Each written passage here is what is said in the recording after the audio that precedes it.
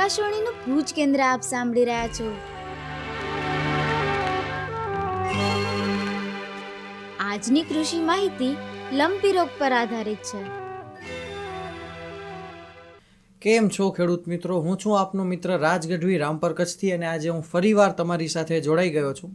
આજે હું એવા ખેડૂતો માટે એક માહિતી અને એક વાત લઈને આવ્યો છું કે જે ખેડૂતો પશુપાલન કરતા હોય, અને પશુપાલનમાં પણ ખાસ જે ખેડૂતો ગાય રાખતા હોય, જેમની પાસે ગાય હોય, એવા ખેડૂતો માટે એક માહિતી કે વાત હું આજે લઈને આવ્યો છું. આજે હું તમને જે માહિતી આપવાનો છું ને, એ હું પોતે અનુભવેલી છે.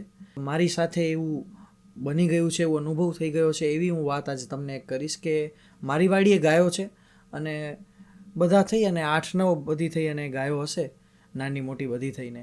તો એમાંથી એક 1.5 વર્ષની વાછડી, એને અચાનકથી લંપી થઈ ગયું. હવે અમારી જે ગાયો છે, કોઈ ધણમાં નથી જાતી, કોઈ બીજી ગાયોના સંપર્કમાં નથી આવતી, અને અમારી વાડીએ જ હોય છે. વાડીની અંદર જ અમારો એક વાડો છે, એનામાં અમે એને છૂટી મૂકીએ છીએ.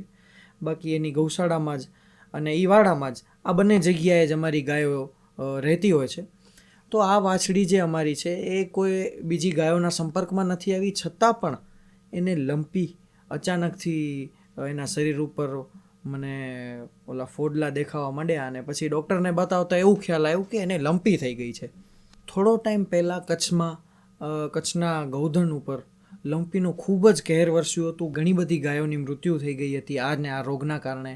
એટલે અચાનક અમારી વાછડીને આ રોગ થયો, તો અમે એની ડૉક્ટર પાસે સારવાર શરૂ કરાવી, અને એ સારવાર અત્યારે પણ હજી એની ચાલુ છે. એકદમ હજી એ વાછડી રિકવર નથી થઈ શકી. ડૉક્ટરનું એવું કહેવું છે કે આ વરસાદ ઋતુના કારણે, અથવા કોઈ માખી કે મચ્છર દ્વારા બીજી ગાયમાંથી કે ત્યાંથી આને લંપીનો રોગ કદાચ લાગ્યો હોય.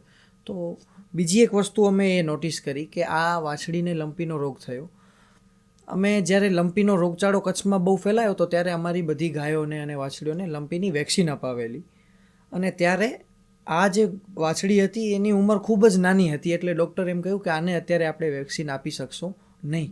હવે આ વાછડી સિવાય તમામ ગાયોને અને વાછડીઓને આપણે વેક્સિન આપેલી. એના કારણે બીજી કોઈ ગાયો કે વાછડીઓ આ લંપીથી અસરગ્રસ્ત નથી થઈ, પરંતુ આ એક વાછડી ત્યારે નાની ઉંમરના કારણે રહી ગયેલી, એના કારણે હવે તેને લંપી થયું છે.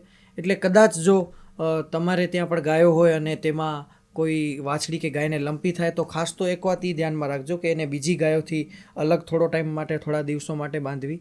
બીજું, જો તમે અત્યાર સુધી તમારી ગાયો અને વાછડીઓ માટે લંપીની વેક્સિન ના લીધેલી હોય, તો હું તમને ખાસ એક અપીલ કરીશ કે એ વેક્સિન તમે તમારા ગાયો અને વાછડીઓને અપાવી દેજો. ડૉક્ટર કોઈ સારા આજુબાજુના સરકારી ડૉક્ટર હોય છે, પ્રાઇવેટ ડૉક્ટરો પણ હોય છે, એમને બોલાવી અને આ વેક્સિન અપાવો, જેના કારણે ભવિષ્યમાં પણ આવી તમને સમસ્યા ન થાય, લંપી રોગ ગાયોને ન લાગે.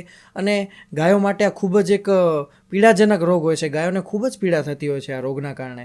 તો અમે અત્યારે અનુભવ કર્યો છે, મેં પોતે અનુભવ કર્યો છે. એટલે તમારી જેટલી પણ ગાયો અને વાછડીઓ હોય, જેની ઉંમર બરાબર હોય વેક્સિન આપવા લાયક, તો એમને વેક્સિન અપાવો, જેથી વાછડીઓ કે ગાયોને ભવિષ્યમાં પણ લંપી રોગ ન થાય. તો આ બાબતનું ખૂબ જ ધ્યાન રાખશો. ધન્યવાદ. ફરી મળીશું આપણે બીજી કૃષિ માહિતી સાથે. અને આપને કોઈ પણ જાતના પ્રશ્નો હોય તો આપ અમને મેલ કરી શકો છો, મેસેજ કરી શકો છો, કોલ કરી શકો છો. ધન્યવાદ.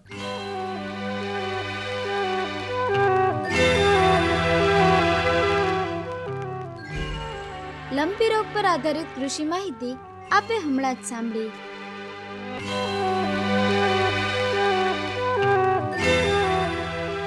કાર્યક્રમનું પ્રસારણ આકાશવાણીના ભુજ કેન્દ્ર પરથી કરવામાં આવ્યું.